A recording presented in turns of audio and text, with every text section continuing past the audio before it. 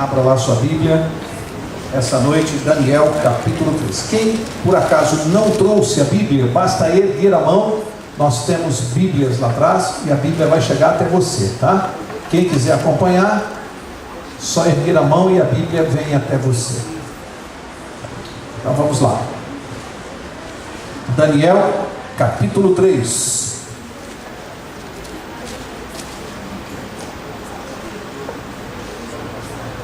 Podemos ler?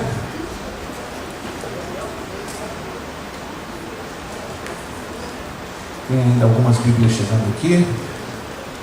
Mais alguém? Então vamos lá, vou ler. Daniel capítulo 3, verso 1. E diz assim: o rei Nabucodonosor fez uma estátua de ouro, cuja altura era de 60 côvados e a largura de 6 côvados. Levantou-a no campo de Dura, na província de Babilônia. Para aqui, e para nós entendermos isso aqui, o contexto desse verso 1, é preciso uma rápida recapitulação do capítulo 2 que nós estudamos na quarta passada. Quem se lembra do sonho que Deus revelou a interpretação a Daniel, a Nabucodonosor, através de Daniel? Quem se lembra o que ele sonhou? Uma estátua. Quem se lembra como era formada a estátua? Cabeça de ouro, peito e braços de prata, quadris, bronze, pernas, ferro, pés, ferro e barro misturado. Lembra-se do sonho? Portanto, só a cabeça era feita de ouro.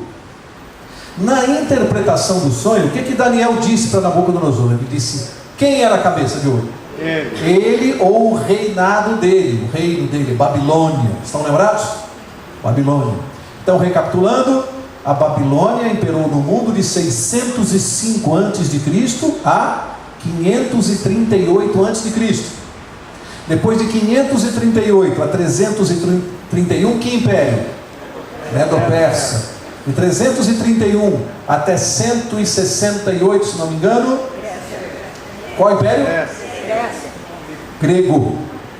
Depois de 168 a.C. até 476 depois de Cristo, que império?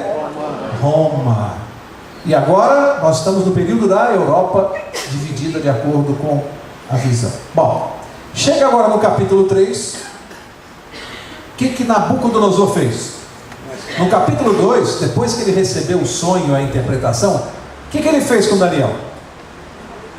Ficou tão impressionado com a revelação, com o milagre, porque Daniel não tinha recebido nenhuma dica, e sem nenhuma pista, Daniel disse o sonho e a interpretação. O rei ficou tão maravilhado, quem se lembra da semana passada, ele constituiu Daniel como governador da província. E Daniel conseguiu já emprego para os 3 amigos. Bom, passam-se alguns anos, aquele Nabucodonosor que ficou impressionado com Deus, louvou o Deus de Daniel, o nosso Deus. Passam-se alguns anos e de repente nós examinamos aqui o comportamento de Nabucodonosor e vamos ver essa noite que ele voltou a se afastar de Deus e a se dedicar à idolatria. E isso é um alerta para nós. Quantos às vezes, lamentavelmente, nos achegamos a Deus, tomamos contato com Ele, recebemos bênçãos, os anos vão passando e a pessoa vai se afastando e volta lá para a adoração dos seus ídolos. Está aqui Nabucodonosor dando esse exemplo triste para nós. Aí chega no capítulo 3, o que ele mandou fazer? Uma estátua. Era só a cabeça de ouro? Não. A estátua inteira era de ouro. O que você entende disso? Qual é o recado que esse verso 1 está passando para nós? Ele aceitou o plano de Deus? No plano de Deus era assim: Nabucodonosor, você representa a cabeça de ouro, mas virá um reino inferior ao teu, que vai te destronar. Ele ouviu aquilo? E quando Daniel complementou a interpretação, falando do reino inferior, aquilo ficou martelando na cabeça dele, e ele deve ter pensado assim: mas eu não aceito isso, eu não admito isso, eu não vou admitir que ninguém me derrote. Não, o meu reino vai durar para sempre, ele vai ser eterno, Então eu vou fazer uma estátua toda de ouro, diferente daquela que Deus fez. Na minha estátua, ela vai ser representada inteira pelo meu império, que vai durar para sempre. O que você tira para a sua vida disso? Será que nós temos aqui essa noite algum Nabucodonosor que começa a tomar contato com o plano de Deus para a tua vida e de repente, em determinado momento, você se revolta e diz assim: mas o plano de Deus para a minha vida não é bom, eu prefiro o meu. Por que eu tenho que seguir esse plano de Deus e aceitar certas coisas, se eu posso fazer o meu destino, a minha trajetória, o meu plano, porque eu não gosto do plano de Deus para mim? E Nabucodonosor, rei prepotente, acostumado a mandar, disse não, mandou um recado para o céu: não, Senhor, seu sonho é bom até um certo momento, depois ele ficou ruim, não gostei, eu prefiro o meu sonho. Olha lá, é toda de ouro está. O homem lutando com Deus, o homem impondo os seus planos para a sua própria vida. Amigos, falando assim, fica uma coisa meio filosófica, bonita, né? Alguém deve estar: puxa vida, que interpretação bonita e tal. Mas não é, isso é para a gente mastigar. Como é que eu construo uma estátua de ouro na minha vida, inteira de ouro? Nas pequenas coisas. É quando a Bíblia diz assim, que nós devemos simplesmente guardar os mandamentos, sem complicar. Aí um deles nós sabemos que nós devemos guardar o sábado, respeitar isso. Aí eu resolvo fazer faculdade. Aí a minha faculdade tem aula no sábado, e tem prova no sábado. Aí Deus fez a estátua para mim e disse assim: Mauro, para você só a cabeça de ouro, o resto você tem que fazer assim, é diferente do que você gosta. Eu digo: não, Senhor, mas eu não vou perder aula no sábado, não, eu quero fazer minha faculdade e me formar rápido. Então, infelizmente, o senhor segura um pouquinho aí, que eu não vou poder guardar o sábado agora. Deixa eu primeiro concluir minha faculdade. Pronto. Acabei de construir uma estátua de ouro. Você entende isso? Você consegue entender isso? O que Nabucodonosor está fazendo? Estátua de ouro é divergir do plano de Deus para a tua vida e para a minha.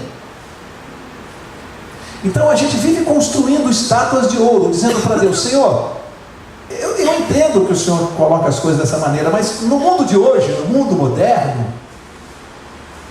eu preciso amoldar a sua palavra ao mundo moderno. Porque quando o Senhor falou isso lá atrás, era outra vida, outra circunstância, outra situação econômica, política. No mundo de hoje, Senhor, eu preciso que o Senhor compreenda que não dá para fazer mais isso.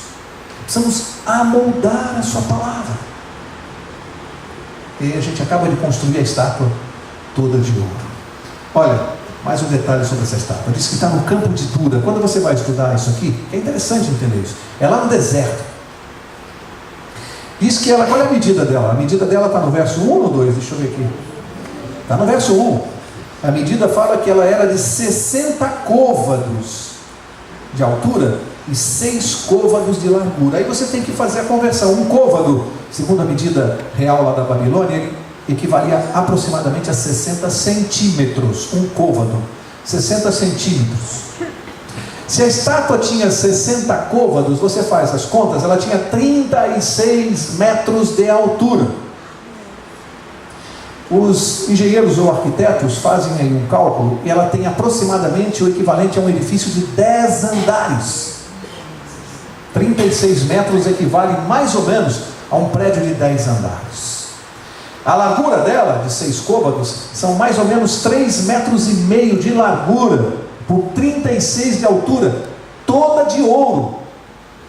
Visualize. Bom, se você fizesse isso em São Paulo, na Praça da Sé, já ia chamar muita atenção, não ia? Na Praça da Sé. Mas misturado no meio dos prédios da Praça da Sé. Agora imagina deserto,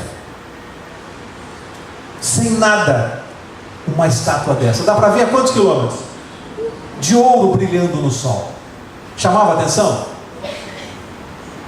Vocês compreendem? Como aquilo chamava atenção no deserto, isolada.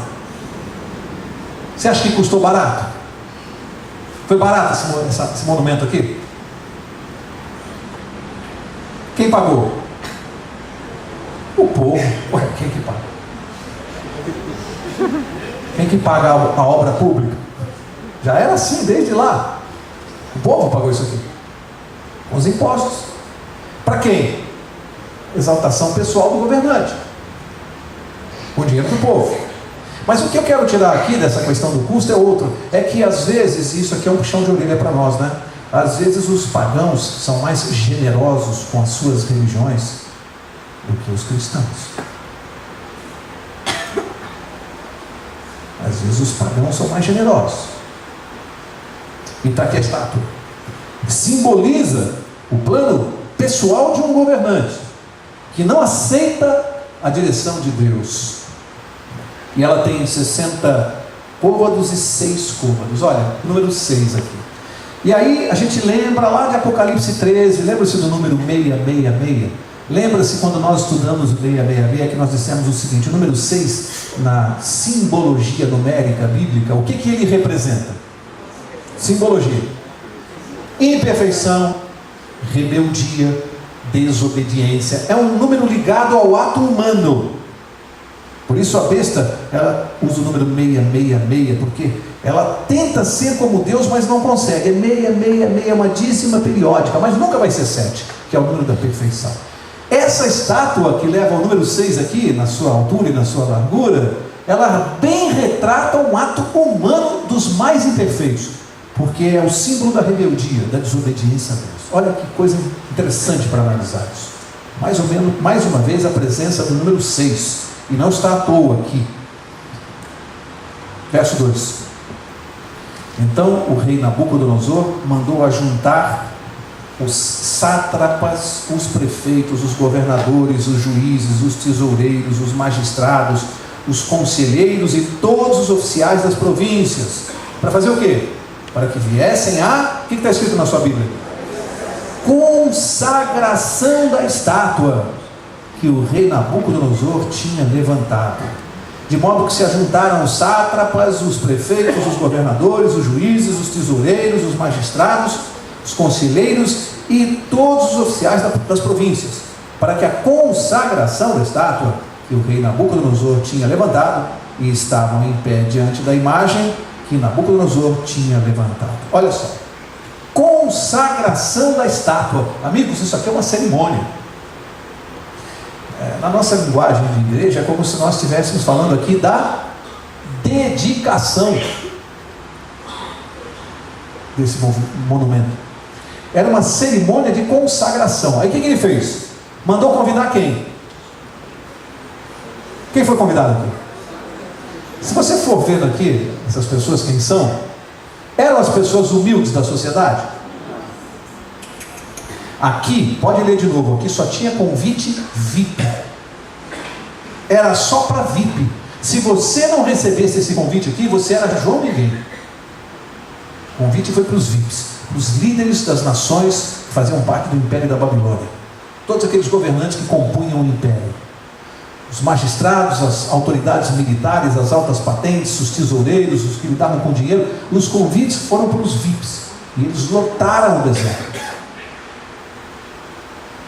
Para fazer o quê? Adorar um monumento que simbolizava o paganismo da Babilônia e a desobediência de Nabucodonosor. Um ato de adoração. Para vocês verem que eu não estou inventando isso, é só seguir comigo aqui o verso 4. Então o arauto apregoava em alta voz: ordena-se a vós, ó povos, nações e gente de todas as línguas, quando ouvirdes o som da trombeta, do pífaro, da harpa, da cítara, do saltério, da gaita de folhas e de toda sorte de música, vos prostrareis e adorareis a imagem de ouro que o rei Nabucodonosor levantou. Era para fazer o quê quando eu tocasse a banda de música aqui? Era para fazer o quê? Todas as autoridades de joelhos, com o rosto no chão, em adoração à estátua.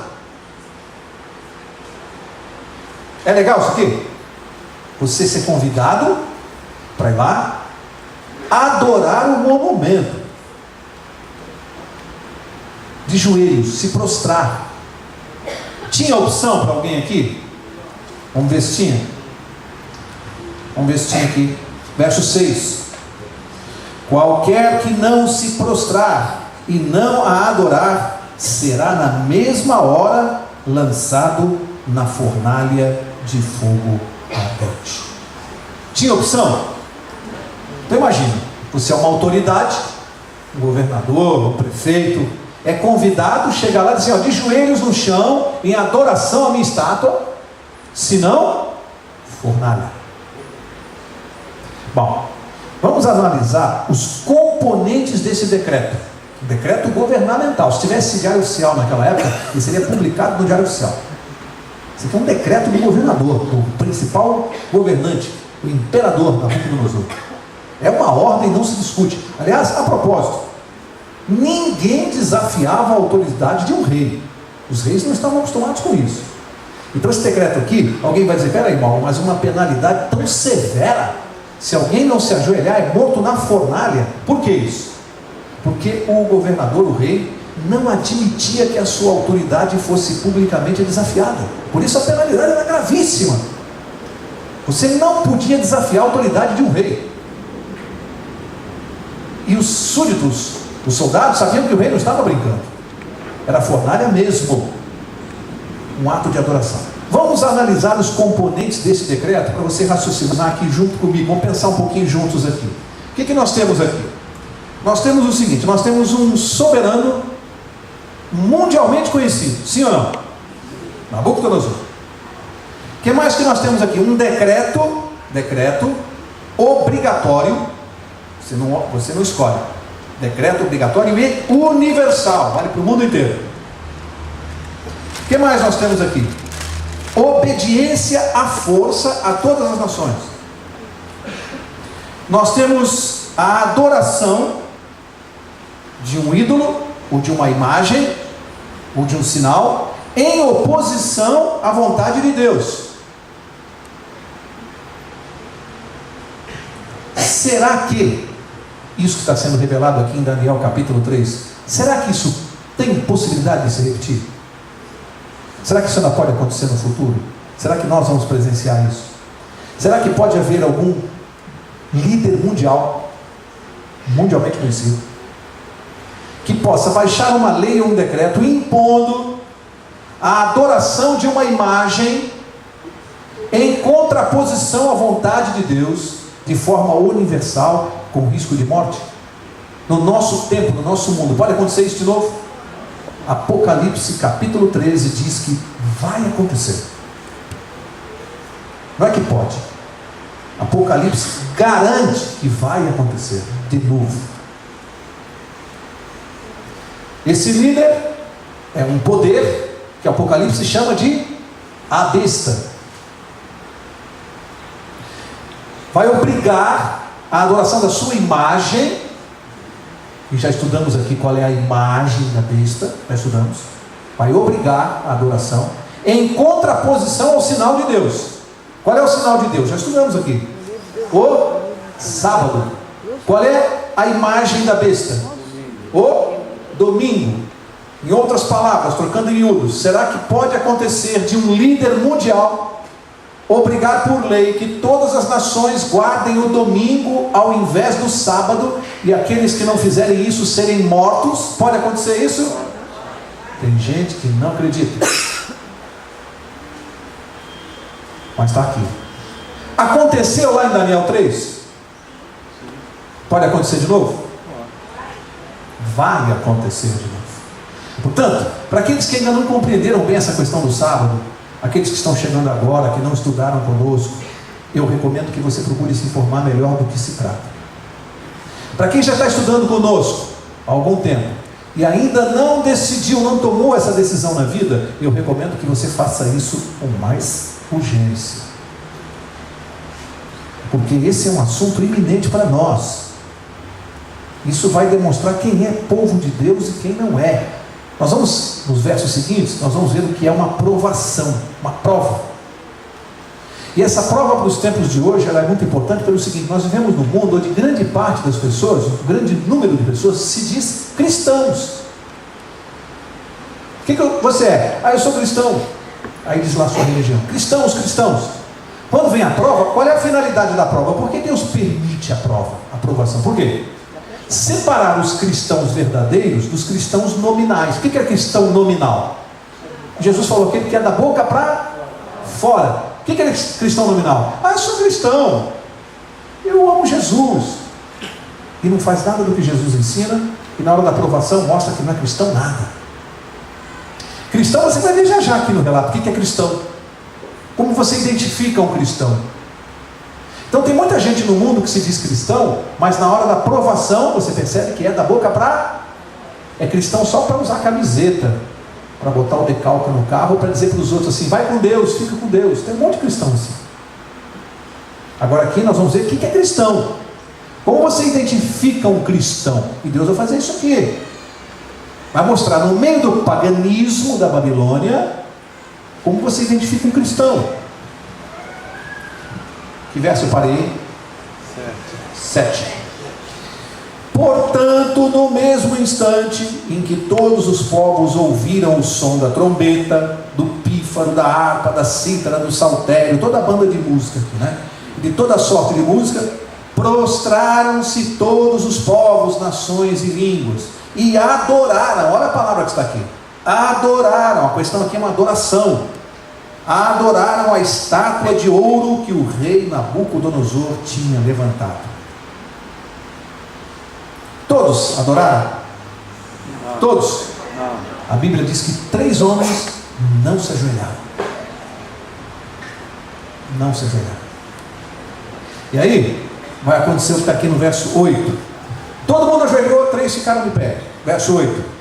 Ora, no mesmo instante, chegaram alguns homens astrólogos e acusaram os judeus.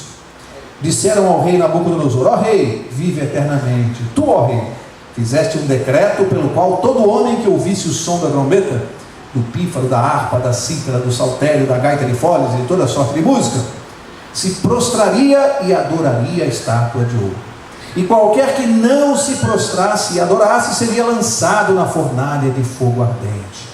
Há uns homens judeus que tu constituíste sobre os negócios da província de Babilônia, Sadraque, Mesaque e Abdenego. Estes homens, ó rei, não fizeram caso de ti. A teus deuses não servem, nem adoram a estátua de ouro que levantaste. Bom, primeiro, interessante isso aqui, né? Me lembra aquela história entre crianças que ajoelharam na sala para orar com os pais. Terminada a oração, a menininha falou assim: mamãe, o Joãozinho não fechou os olhos para orar. Estava de olhos abertos. Aí a mãe falou assim: como é que você viu, filhinha, se você estava com os olhos fechados? É isso aqui, né? Os 3 foram lá para o rei e já foram dedar. Olha, todo mundo ajoelhou, mas 3 ficaram de pé. Não fizeram caso de ti, não te respeitaram, estão te desonrando, estão te desafiando, a tua autoridade. Sabe quem são? Não é qualquer um, rei. São aqueles 3 amigos do Daniel, aquele que o senhor constituiu. Lembra do Daniel, rei? Aquele garoto, lembro então, os amigos dele, que o senhor deu cargo lá no governo, são esses 3 judeus. Foram lá dedar. Você nota aqui um pouco de preconceito racial, né? Desejo de vingança, inveja. Mas o fato é que eles foram lá dedar para o rei e colocaram o rei numa situação desagradável, porque olha, aqueles que tu constituíste, que o senhor nomeou, os seus nomeados, seus protegidos, são eles que estão te desobedecendo, estão te desafiando, exatamente eles, que deveriam te agradecer. Jogaram os 3 rapazes contra o rei. Verso 13. Então, presta atenção nisso aqui, para você ver que lição para nós. Então Nabucodonosor, com ira e furor, mandou chamar Sadraque, Mesaque e Abdenego, de sorte que estes homens foram levados à presença do rei.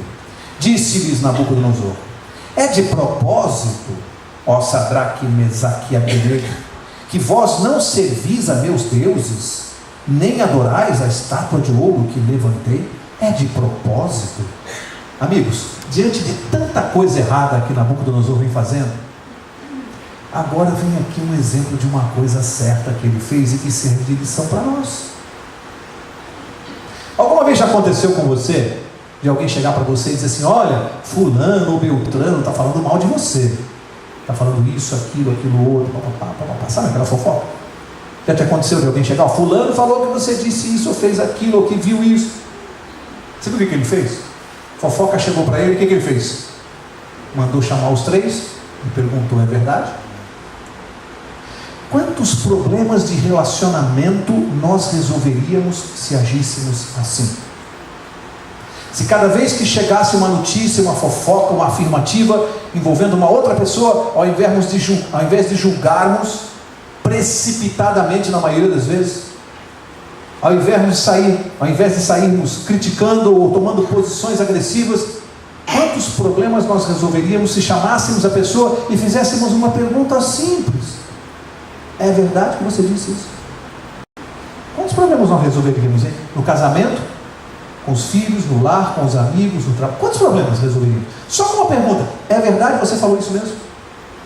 Impressionante como é o ser humano, né? Alguém chega e te fala assim: fulano falou que você é isso, que você é aquilo. Você já chega arrebentando, toma aquilo como uma verdade absoluta, sem dar a oportunidade de perguntar para a pessoa: você falou mesmo isso? Você fez isso? E o que ele fez? Chamou os três e perguntou: é verdade o que estão falando? Vocês fizeram mesmo isso? É óbvio que por trás dessa atitude correta há também uma ironia, né? Óbvio. Que de outra maneira ele também está dizendo para os jovens assim, para os três: é verdade que vocês tiveram coragem de me desafiar? Eu não acredito. Não acredito que vocês tenham essa coragem toda. Lógico que há uma ironia, mas a verdade é que ele agiu corretamente. Isso aqui tem que servir de lição para nós. Temos que antes perguntar, conversar, falar direto com a pessoa. Não é o ouvir falar que disse que o outro disse que falou. É assim que começam os problemas. É o disse que ele disse. Tomou a atitude correta. Bom, verso 14. Não, verso 15. Então ele diz assim: agora, se estáis prontos, quando ouvirdes o som da trombeta, do pífaro, da cítara, da harpa, do saltério, da gaita, toda a banda de música aqui, para vos prostrardes e adorardes a estátua que fiz. Quando ouvirdes o som, diz assim: bom é, mas se não a adorardes, sereis lançados na mesma hora na fornalha de fogo ardente. E olha o que o Nabucodonosor vai perguntar para os três jovens: e quem é o Deus que vos poderá livrar das minhas mãos? Você já foi desafiado assim alguma vez?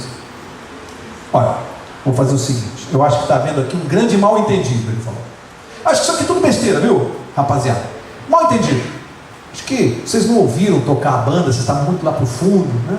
Então, estou entendendo que vocês não fizeram de propósito, né? Vocês não vão ter coragem de fazer isso. Então é o seguinte: vou dar uma nova chance para vocês, porque eu sou bonzinho.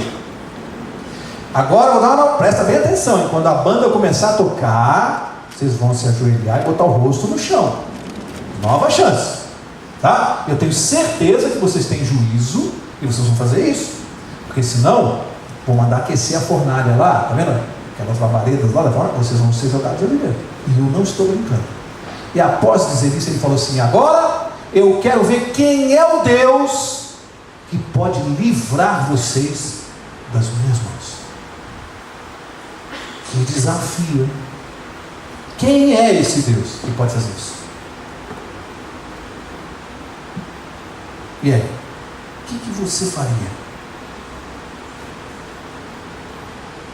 É fácil a situação deles? Será que tem momentos na nossa vida, que as circunstâncias do trabalho, da vida, a gente ouve essa pergunta: quem é o Deus que vai te livrar dessa situação? Você vai perder teu emprego. Quem é o Deus que vai te livrar se você não me obedecer? Olha a situação para os dois. Desafio.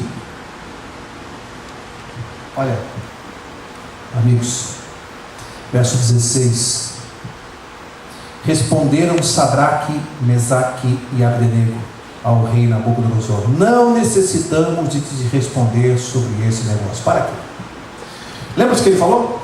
Quando a banda voltar a tocar, vou dar mais uma chance para vocês. Pensem bem aí.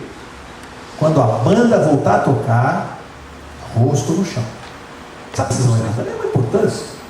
Decisões. Tem decisões que podem afetar a nossa vida. Então, se eu tiver que escolher com quem eu vou me casar, se você tomar uma decisão errada, isso pode afetar o resto da tua vida.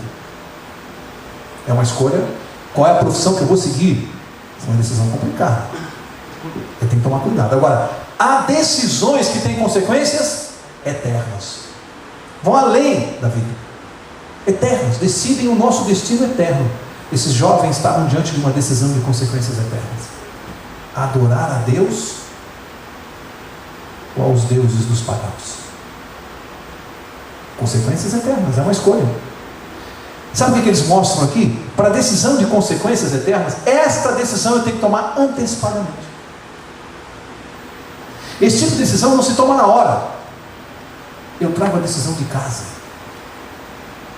Se alguém for a uma festa, eu vejo vários jovens aqui essa noite, vocês jovens especialmente, que estão mais diretamente ligados às influências. Se você for a uma festa, final de ano, por exemplo, na tua empresa, e você deixar para decidir lá na festa se você vai aceitar ou não a bebida alcoólica, o uísque, a vodka, se você deixar para decidir lá, eu acho que você corre um grande risco de beber.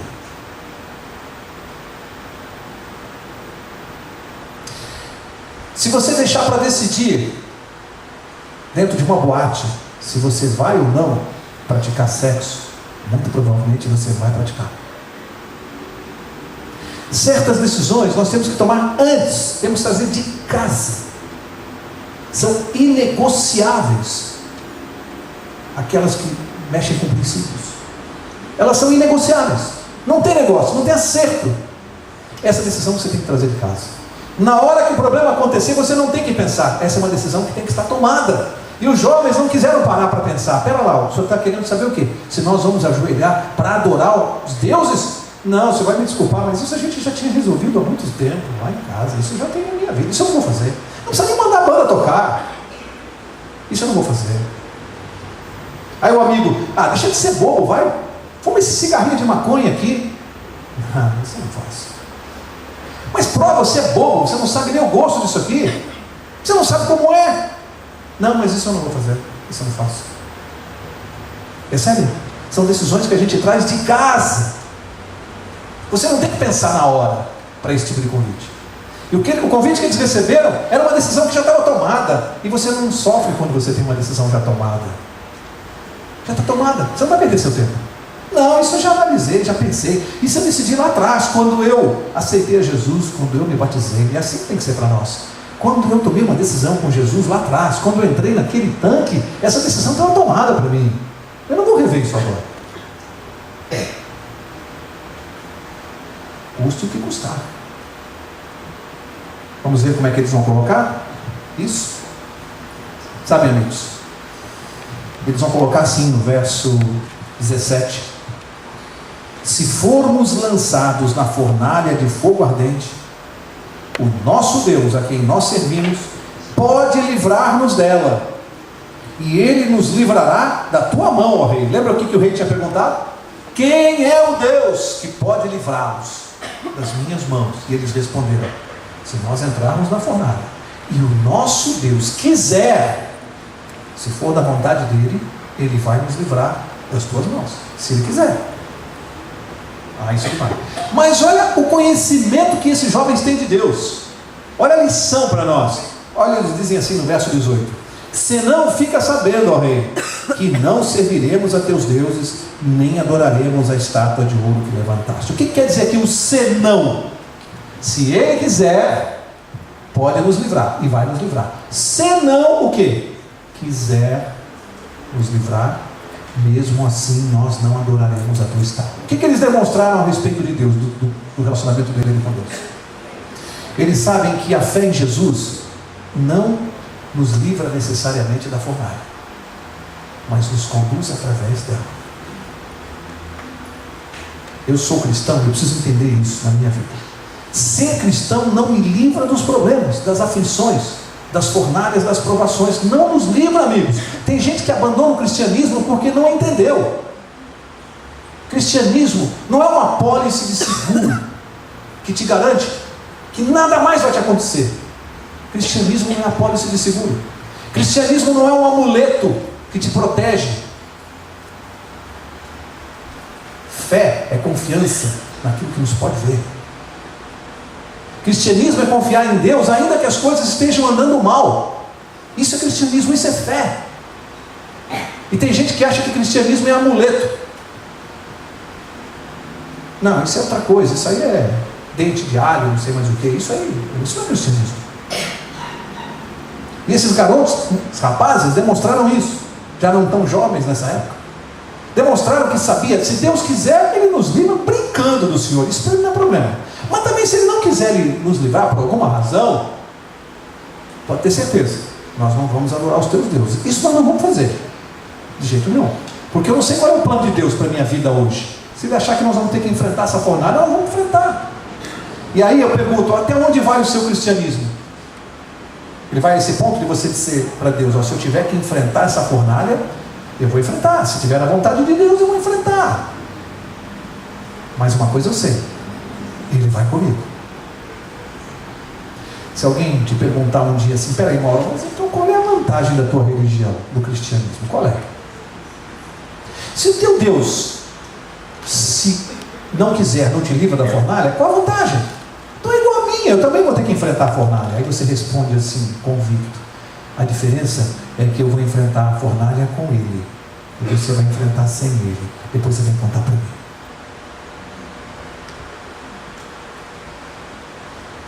Depois você vem contar. Enfrenta a fornalha com Jesus e enfrenta sem. Bom, se você enfrentar sem, provavelmente você nem vem contar. Essa é a diferença.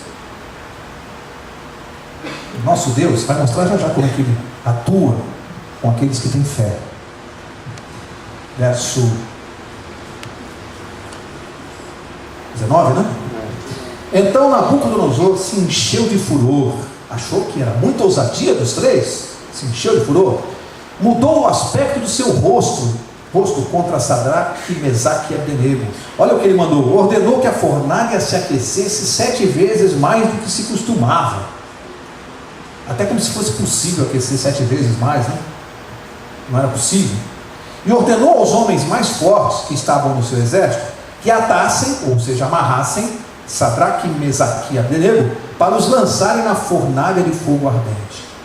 Olha só, estes homens foram atados com os seus mantos, suas túnicas, seus turbantes e suas vestes, e foram lançados na fornalha de fogo ardente, porque a palavra do rei era urgente, e a fornalha estava, presta atenção, sobremaneira quente. A chama do fogo matou os homens que levantaram a Sadraque, Mesaque e Abdenego. Vocês entenderam? A fornalha estava tão quente, não sei quantos graus, que os 3 que seguraram, que amarraram e foram levar, os soldados, quando se aproximaram para jogar os 3 dentro da fornalha, o calor era tão grande que eles morreram. Era pouco fogo? Estava fresquinho? Morreram. Os soldados morreram. Só que interessante aqui nesse verso. Isso para mim mostra que aqueles que perseguem o povo de Deus um dia serão consumidos. Isso é uma lição para mostrar o que acontece com aqueles que perseguem o povo de Deus. Serão consumidos assim. Mas vamos ver o que acontece com o povo de Deus, com os fiéis. Verso 23. Esses 3 homens, Sadraque, Mesaque e Abdenego, caíram atados dentro da fornalha de fogo ardente. Caíram como? Atados, amarrados. Como se fosse preciso ainda, né? Mas para Deus era. Porque alguém pode dizer, Mauro, para jogar numa fornalha dessa não precisa nem amarrar, né? Caiu lá dentro antes de cair, já morreu. Para que amarrou? Você vai ver já. Verso 24. Então o rei Nabucodonosor se espantou e se levantou depressa e disse aos seus conselheiros: não lançamos nós 3 homens atados dentro do fogo? Responderam ao rei: é verdade, ó rei. Disse ele: eu porém vejo 4 homens soltos que andam passeando dentro do fogo sem nenhum dano, e o aspecto do quarto é semelhante ao filho dos deuses. O rei levantou por quê? Por que ele ficou espantado? Mandou jogar os 3 amarrados. De repente ele olha e viu 4. Falou: será que eu bebi demais? Aí perguntou para alguém, ele falou: será que eu estou bebendo? Escuta, nós não jogamos 3? Sim, jogamos, rei. Quantos vocês estão vendo? Ué, 4. 4? Mas eles estão desamarrados e estão andando, passeando dentro da fornalha. E diz que um tinha a semelhança do Filho dos deuses. Quem que estava dentro da fornalha com os 3? Está ou não dentro ou não? Alguém pode perguntar assim: onde está Deus quando eu estou sofrendo? Onde está Deus quando o ser humano enfrenta a sua fornalha? O câncer, a AIDS, a morte, o filho nas drogas, a filha na prostituição. Tem gente que fala assim: onde está Deus que não vê isso? As crianças que nascem aleijadas. Onde está Deus? Dentro da fornalha, ao nosso lado, enfrentando o problema junto conosco. É lá que Ele está. Ou seja, nós temos que treinar. Às vezes as nossas fornalhas embaçam muito a nossa visão. A fumaça, né? Complica, as lágrimas não deixam a gente ver. Sofrimento é uma coisa complicada, não é fácil ter fé no sofrimento. Mas nós temos que treinar a saber enxergar através da fumaça e ver Deus. Através das lágrimas, do sofrimento, a gente tem que aprender a ver Deus. Sabe por quê? Porque nesse momento de sofrimento, os 3 não conseguiam mais ver ninguém da sua família, não conseguiam mais ver os amigos, não conseguiam ver mais ninguém. A única pessoa que a gente vê dentro da fornalha, meu querido amigo e meu irmão, é a pessoa de Jesus Cristo. Amém. Que Deus te poupe da fornalha, que Ele te poupe, e a mim também. Mas saiba que na fornalha Ele será a única pessoa que você vai ver. É assim que funciona, infelizmente. Que bom que nós temos Jesus, porque as outras religiões não têm, mas nós temos. Que bom que o nosso Deus é vivo, que anda ao nosso lado. Sabe, verso, eu parei no 25, né? Disse que nenhum dano foi feito a eles, no verso 25.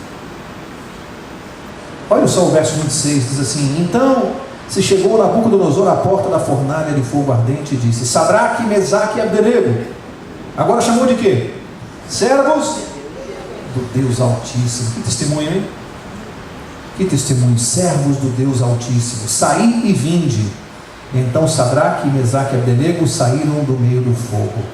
Ajuntaram-se, olha os VIPs aqui, ó, os sátrapas, os prefeitos, os governadores, os conselheiros do rei, contemplando esses homens, presta atenção, e viram que o fogo não tinha tido poder algum sobre os seus corpos, nem um só cabelo da sua cabeça se tinha queimado, nem os seus mantos se mudaram, nem cheiro de fogo passara sobre eles.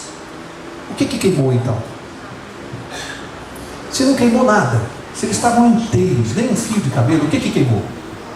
Uma coisa queimou: as cordas, porque eles estavam desatados. As cordas queimaram. O que a gente aprende, hein? O que nos amarra? O que amarra a sua vida e a minha? O que atrapalha a nossa vida e amarra a gente? O pecado. O pecado amarra a nossa vida, nos prende a esse mundo aqui. Aí Jesus entra na fornalha e tira aquilo que pode nos afastar dele, o pecado, aquilo que pode nos prender a esse mundo aqui, quando o plano dele é que a gente suba e não fique aqui. Queimaram só as cordas. Amigo, se há alguém aqui essa noite que está me ouvindo e pensa assim: Mauro nem tem noção da fornalha que eu estou vivendo, leva para casa uma mensagem de Deus. Vão queimar só as cordas. Confie nele. Essa fornalha vai servir para tirar da sua vida alguma coisa que Deus quer remover, que está atrapalhando a sua salvação. E infelizmente Deus usa o fogo da fornalha para remover da nossa vida o que não serve no nosso caráter. O fogo só serve para isso. Confie nele. Vão queimar só as cordas. Você vai sair ileso, vai morar na eternidade com ele. Amém. Como diz a Guga, amém, gente? Amém. Amém, classe, como ela disse. Para concluir, qual verso que eu parei? 28. Então Nabucodonosor disse: bendito seja o Deus de Sadraque, Mesaque e Abdenego, que enviou o seu anjo e livrou os seus servos. Ué, eu não dizia: quem é o Deus que pode livrar vocês das minhas mãos? Agora o pagão dizendo: bendito seja esse Deus que conseguiu fazer isso. Bendito seja esse Deus. E livrou os seus servos que confiaram nele. Olha a palavra-chave aqui: confiaram nele, pois não quiseram cumprir a palavra do rei, preferindo entregar os seus corpos a servirem e adorarem a qualquer outro Deus, senão ao seu Deus. Eu ouvi uma vez uma história que eu guardei. Pessoa que colecionava canários, criador de canários, e ele, uma vez mostrando como é que se ensina um canário a cantar, ele separou o canário dos outros da mesma espécie, tirou, isolou, colocou numa gaiola sozinho, isolado, cobriu a gaiola com um pano preto, vedou completamente a entrada de luz. Canário sozinho, escuridão, e ele assobiava do lado de fora, e aos poucos o canário começava a repetir na escuridão. Ele assobiava, e o canário repetia, e assim ele ensinou o canário a cantar. Mas o detalhe dessa história é que ele explicou: se você quiser ensinar um canário a cantar em qualquer circunstância, qualquer uma, isola, coloca na escuridão. A canção que ele cantar na escuridão, ele vai cantar para o resto da vida. Às vezes as fornalhas, Jesus ensina canções para nós, nós vamos cantar para o resto da vida. E quem é capaz de cantar na escuridão ou na fornalha, vai cantar durante toda a eternidade. É uma lição. Verso 29. Por mim, pois, é feito um decreto. Esse rei gosta de decreto, né? Mas ele não aprende. Não aprende.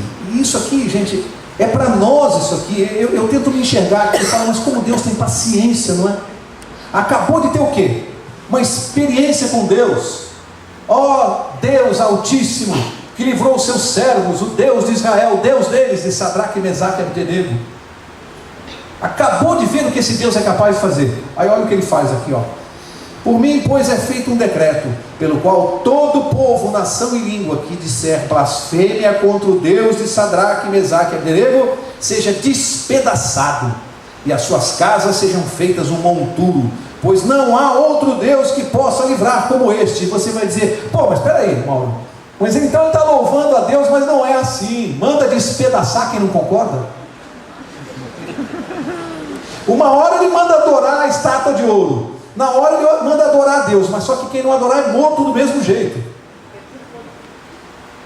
Ele não aprende que Deus quer o amor espontâneo, livre-arbítrio. Ele não consegue aprender. Deus tem que ter paciência com os Nabucodonosor do mundo, pessoas que tudo tem que ser na base da obrigação e da força. Ele continua mostrando aqui que não entendeu nada desse Deus. Verso 30. Então o rei fez prosperar a Sadraque, Mesaque e Abdenego na província de Babilônia. Amigos, para encerrar, se eu tivesse que batizar este capítulo de Daniel 3, tem uma palavra-chave para mim aqui no comportamento dos três, que é uma palavra que está fazendo falta no nosso mundo hoje. É uma palavra que as pessoas fogem dela. Muitos dos jovens que estão me ouvindo aqui hoje também não gostam muito dessa palavra, e a gente ouve muito isso. Às vezes, quando os jovens começam a namorar, não tanto na igreja, mas fora, a primeira coisa que dizem: não, vamos namorar, vamos ficar, mas sem compromisso. As pessoas não querem saber de compromisso.